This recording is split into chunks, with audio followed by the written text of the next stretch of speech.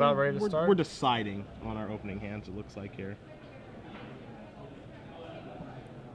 No, they look like they're held up. Okay, so both players are happy.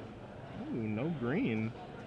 Yeah, this deck list is 2 forest, 2 island, 8 fetches, 8 dual lands. Okay, he does have a Windswept Heath in his hand. Yeah. Although it's curious that he wouldn't lead with it because he has solid Pride Mage in his hand, so he must have something else going on. Well, I do see an Unstable Mutation hiding out there. I also do see a Spectral Flight. He could have a Spell Pierce lurking in his hand that we don't know about. Sure, that's fair.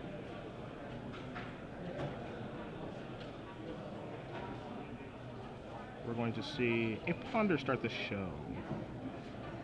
And the Ponder resolves. We're looking at, I believe it's Red Pact, Flooded Strand, Emrakul. You have it correct, sir.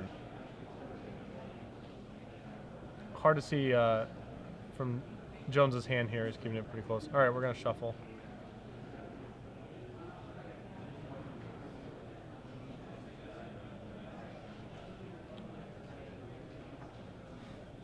So if you're on Lutzi's side of this, like, do you just want to fire off a Pierce on the cantrips? I guess he doesn't know what he's playing against, right? So that. Yeah, I mean, there's definitely some like merit to doing that, but at the same time, like, you don't want to just throw those away on Ponder or what have you. So he just drew another fetch land.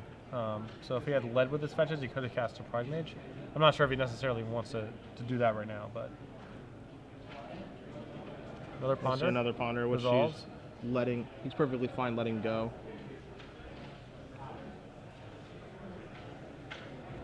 So how much damage does Pride Mage mutation, like, how fast does that kill? So it's a 2/2, becomes a 5/5, and then Exalted is a 6/6. Yep. So 6, 5, 4 on the way down. 6, 5, 4. 11, 15, 18. So 4 turns, assuming that he fetches twice or uses a Force of Will or something like that. Yeah. Okay.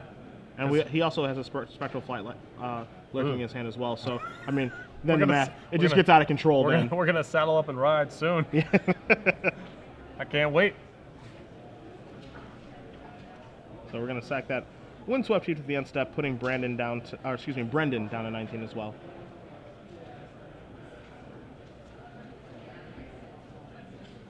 Running a Tropical Island.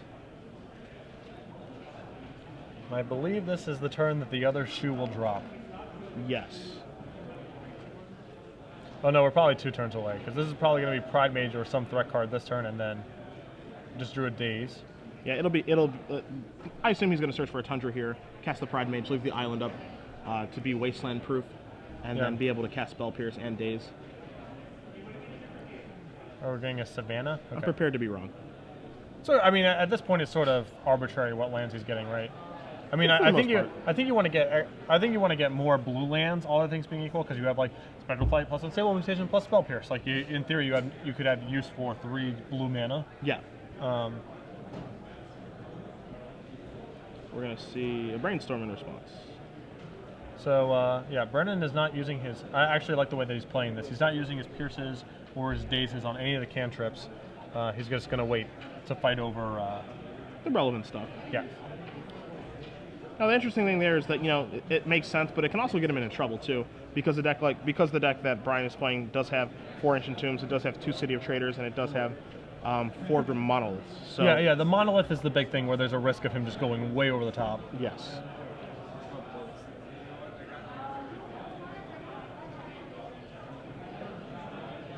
All right, so we got to counter this, right? So we're gonna pierce this and leave Daze. Surprised that we didn't Daze that one. Yeah, I would have dazed. Although I guess the argument is like his blue mana is taxed because he wants to be casting his pump spells. Sure. So like if he's gonna cast 2 pump spells this turn, then you'd rather have the Daze that can still work as opposed to the pierce. We're gonna see an Unstable Mutation. It's a pants party. We got a reader. You're being invited to the pants party. I would have sprung for the Arabian Nights ones, I think. You were paid out? Yeah. You spent the money? Yeah, I would have spent the $2 on the playset or whatever. Now it's actually a pants party. Like before, it was like, what's like the lower form of a party? Like a gathering? Yeah. So that's a 9-ball. That's a fast clock. Yeah, I mean, if he's got another pair of pants, it's just dead. That's just it. It's a combo deck. It is combo deck. It is a combo deck. I can't argue that. So we're gonna see another cantrip effect, Brainstorm. Yeah. And he does have more pants. Right, we're not done. Yeah. And we don't have a third land, I think, on Jones' side of the table. Yeah, that's what it looks like. All this cantripping, brainstorming, all of that stuff wasn't able to find him the mana to be able to basically get his deck working. Yeah. I mean, he did shuffle away a Strand on his first Ponder, but I have no idea like what the quality of those 3 cards were against what his hand was. So yeah. Still could have been correct, but. And we're done. That's it. All it takes is a Kusali Pride Mage and 2 unstable mutations to get the opponent to concede. Yeah, metagame madness. Game. You see that? You see that? I don't know what the language was, but there was some comment from Jones and then a little smirk from Lutzi. So. It's not his first time. It's not his first time. That's for sure. Can't you play an honest game like show and telling Emrakul into play? Can't you just try to play Magic? Yeah. 10 spells and a tendrils on turn 2. Yeah, come on. Play an honest game of Legacy. Why don't you? Belcher plus activate on turn 1. I don't know. Just like what do you think you're doing here? You gotta throw dirt in my eye on camera like that. So looking at Bryan Jones's list, my first tip outside of sideboarding would be to draw more than 2 lands. But outside of that, the fire spells. Monolith. He drew other mana. That's not a land. I said more than 2 lands. I mean, he drew mana sources, man. My point still remains. We're going to likely see Red Elemental Blast, hopefully countering Unstable Mutation. Yeah. For something that you did not expect to see today on our broadcast. And he also has 3. He has 3 Red Elemental Blasts and he has 3 Fire Spouts. Fire Spout, again, could potentially come in, but there is also the weakness that because he doesn't have a green source of mana in his deck, he will not be able to play the flying half of it for Avian Mimeomancer and Birds of Paradise.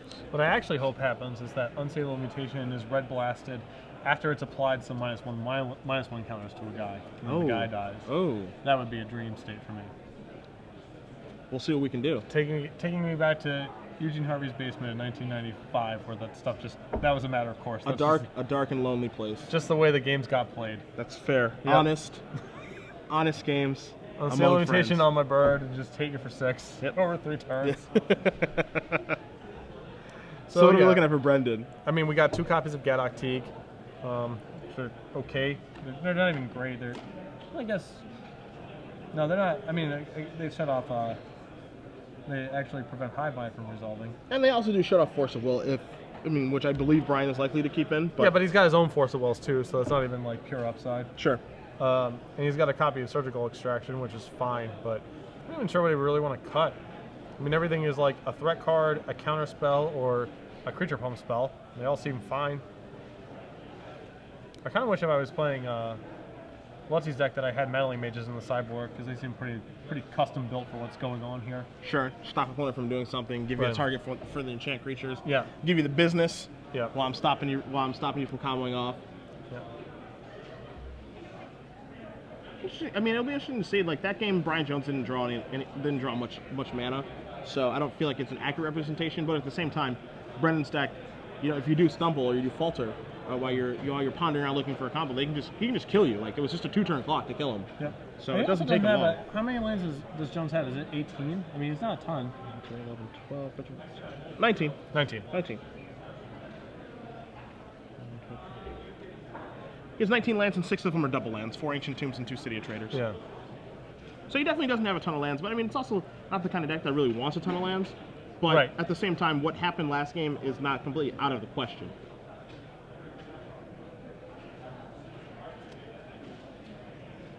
Looks like they're both taking a mulligan. Down to 6 we go. Lutzi's deck probably mulligans reasonably well because it doesn't. I mean, he has cards like threat cards like Geist specifically that just can do all the heavy lifting. Sure. Yeah, he's not depending on like this density of creatures to be attacking. Like it's and in this particular matchup, like I think a mulligan favors Lutzi a lot more because he only needs 1 threat. Right. To be like pushed through. Like he can mulligan pretty simply into a hand that has like 2 lands, you know, a Noble Hierarch, a Death Saint Trap, and then like a Daze or a Spell Pierce, and that's a very good hand in this matchup. While Bryan Jones is kind of, you know, looking for ponders and the pieces of my combo, and then like the counter spells to protect my combo. So I'm curious. Do you think the the 3 unstable mutation, 2 spectral flight split is the result of rigorous testing, or do you think that's sort of like whatever? Yeah, hard to say. Hard to say. I don't want to. I don't want to speak for one man, but it's just difficult to say if 3-2 is right, or, you know, 4 mutations, 1 flight, or 4 flights, 1 mutation. But I think the mutation is probably the better of the 2 cards. It's just cheaper, and that always factors into it. All right, so Jones is going to 5 here. Looks like we're looking at a hand of a Pride Mage, a Force of Will, a Geist-Saint Draft, and at least 2 lands, I think, on Lutzi's side. Very good hand. Okay. Some beaters, some disruption.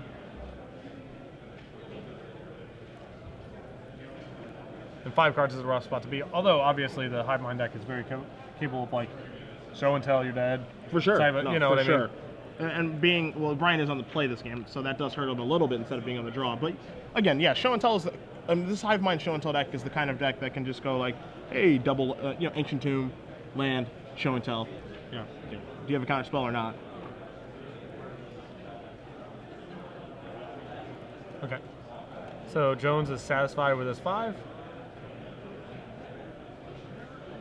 I think. Tough to say. All right. We're going to lead off with the Misty Rainforest. Yep. So I think the only difference between these lists is from the other copy of this that we had in the feature match area earlier, because I believe Jones is playing 61 cards and a 4th Gataxian Probe. Okay. I think otherwise it's the same list. Gotcha. Bryan Elliott did not have Red Elemental Blast in the sideboard. Oh, sure. I mean, the main deck. Sorry. Yeah, sure. Should have clarified. We're going to see a Gataxian Probe here. All right. I'm excited. So we have Gadok Teeg. I mean, we need a second land, but we got some action. We got Geist-Saint Trap, Daze, Gadok Teeg, Force of Will, Kasali Pride Page. And only Misty Rainforest for mana. And the thing about Brennan's deck is that he doesn't have like a ton of Ponder or Gataxian Probe type effects. Like, he has 4 Brainstorms in his deck, but you're not going to find Ponder. You're not going to find, you know, any of those cantripping effects to be able to smooth out his draws like you would in a Rug Delver type of deck. So the 3 cards we just looked at were, his hand appears to be Monolith, 2 lands, and he's looking at Intuition, City of Traders, and another blue card. So he still needs it's not enough to assemble from there. He's got a lot of mana. He's light on action, but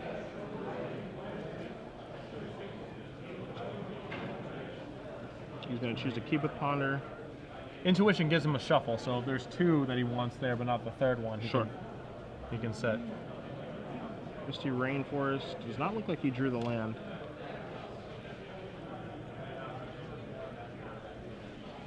He's just going to play Flooded Strand and pass it back. Unstable Mutation, not a land. But we're going to see our Brainstorm now. I think this is going to... Oh, he doesn't have a Pierce.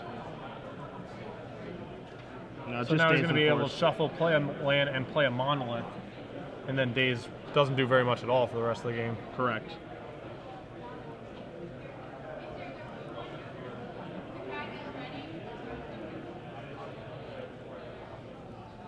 So back they go.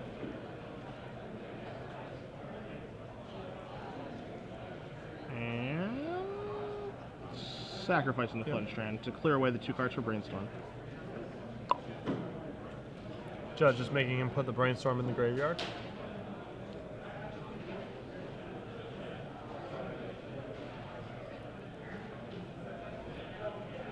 Fetching a second basic island, still obviously, fearing the potential of Wasteland. But we won't find any Wastelands in Brennan's deck, is that correct? Correct. Okay. So he did not have a 3rd land. I guess he shuffled away 2 lands. And now he's going and getting, he's trying to resolve a Grim Monolith. He's tapping out for that Monolith. So this is going to be met by a Daze. The reason he wants to get Tropical Island here is that it allows him to Daze and cast a Noble Hierarch or Birds of Paradise if he draws one. Gotcha.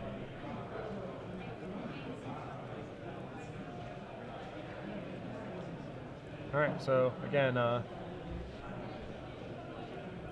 Jones without another land. There's also And another Qasali Pride Mage and says go. there's a red blast. So yeah, now he's looking at a hand of Force of Will, Intuition, red blast. All right, and he just drew his second land. I presume this will be going and getting a Tundra. I am wrong. As was I. Yeah, I don't know what the incentive is to get Savannah here. Nor do I. That's very confusing to me. It just seems like Tundra is better in like almost every situation. There's so many cheap blue cards to cast. Like you want islands. Hold up.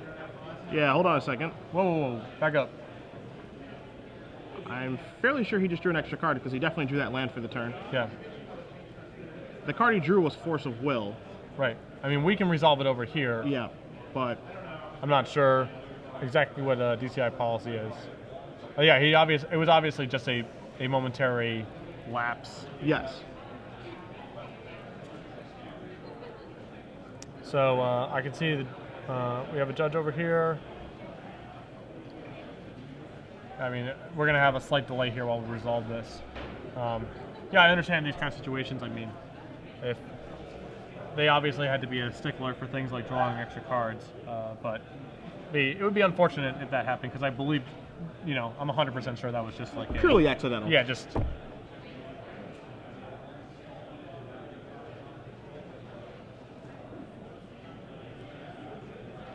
So let's see. All right. I believe since the card entered his hand, it qualifies as drawing extra cards, and so Lutzi is going to receive a game loss. Okay. Well, unfortunate for Brenden. Just a little bit too quick on the trigger there, but he will have the option to play or draw for this particular game 3. So just something he's going to need to kind of shrug off. Yep.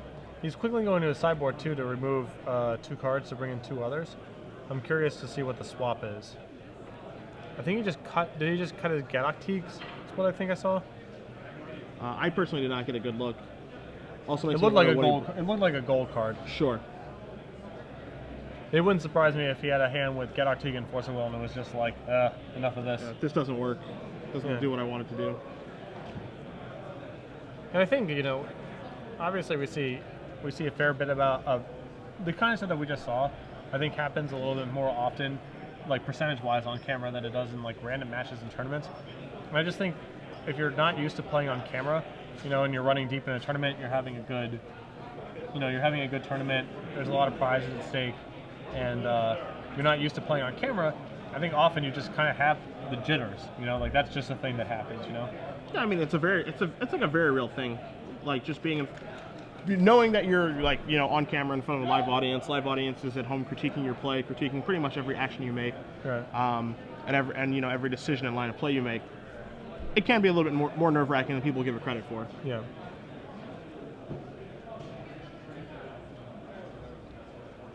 Yeah. I think it's unfortunate, but I also think the rules are fairly clear in this instance. Like, if the card enters your hand, it's a drawn card. Yeah, no, Yeah. I have absolutely no problem with the ruling. It's a pretty standard ruling in the situation.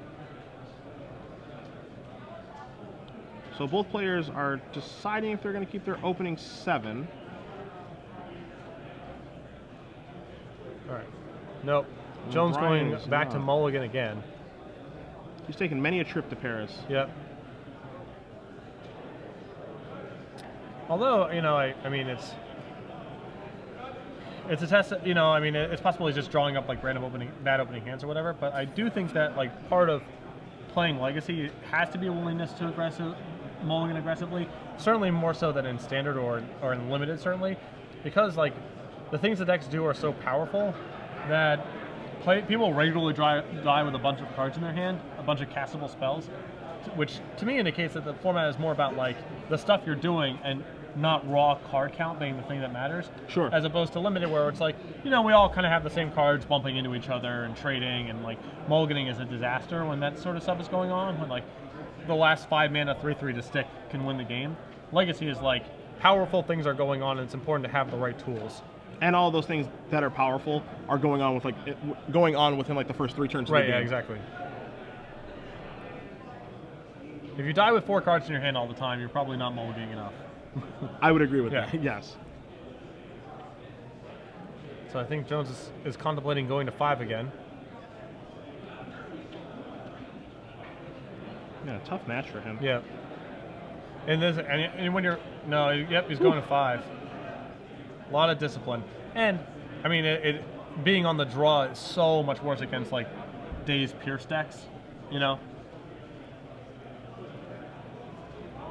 I mean, in theory, he can even do something on the play. He can even go like 2-mana land Monolith, and then those cards are irrelevant for the entire game. Agreed.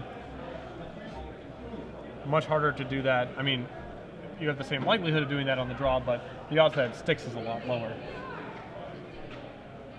So let's see if Bryan can find a reasonable 5-card hand this game. And of course, in the last game he was on the play. This particular game he's on the draw, so it may not hurt as bad. But his 5 cards was functional last time. I mean, absolutely. Yeah, he was missing land drops, so I'm not sure what was happening with some of his like brainstorm ponder shuffles, but he definitely was like had powerful cards in his hand. He was ready to deploy.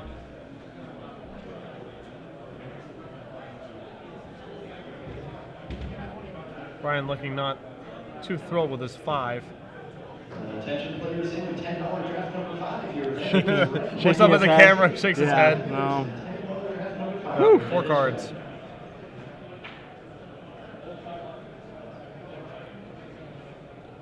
Still, this is one of the decks in Legacy I feel is, if any deck is going to mulligan to 4, this is one. I mean, obviously, when you're up against like Spell Pierce, Daze, Force of Will, mulliganing like this is a disaster. Yeah. Whereas against a deck like Maverick, maybe it doesn't even matter because like your powerful 4 cards can still get it done. But this is a deck with enough, power to it that a 4-card hand is definitely not a done deal. I mean, Agreed. It's a winnable game. This is a deck that can mulligan relatively low and win. And Dredge is kind of the same thing, even though they're drastically different decks. It's another deck that can mulligan a lot. Yeah, well, it doesn't play with a hand, so yeah. Dredge is sort of a different animal. But yes, that deck can also mulligan end. All right. That's a shrug and a keep. All right, and Noble Hierarch for the first time. And we see at least a Grim Monolith. Yeah, and a second Bryan. land. I mean, Okay. he's got mana to play with, Hierarch. Dash. Has an unstable mutation in his hand that he elects not to cast, so I assume this means he has Pierce in his hand. And a Brainstorm as well. Yeah.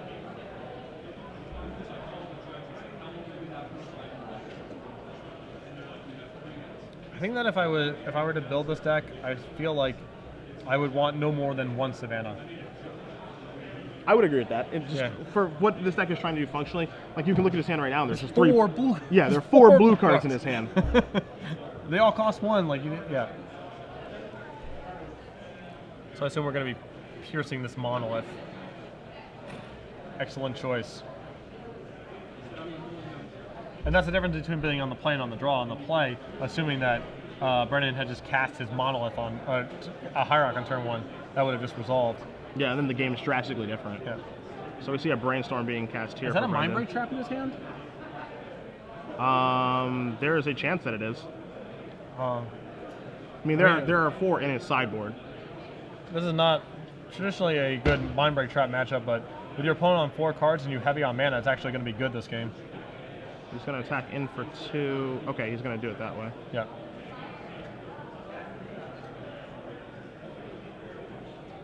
He's going to sacrifice the Windswept Heath. Does he have a Spectral Flight as his last card or something like that? No, I didn't get a good look at his hand. I mean, we're getting ready to ride. Yeah, I think that's probably what it is. Ride him up, cowboy. All right, so we have a 3, 4, 5. This is gonna be attack for 7. 1, 2, 3, 4, 5, 6, 7. Yep. And now he actually has. He has a Lethal Clock plus 4 mana and Mind Break Trap left over. So no fuss, no bust.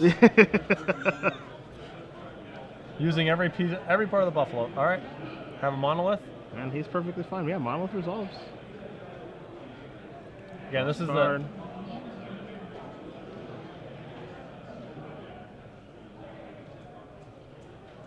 Bang. And in for 6 this go around. And yep, that land will even make it easy. Not that it was going to be difficult in the first place, but Yeah. just make it easier to cast the Mind Break Trap.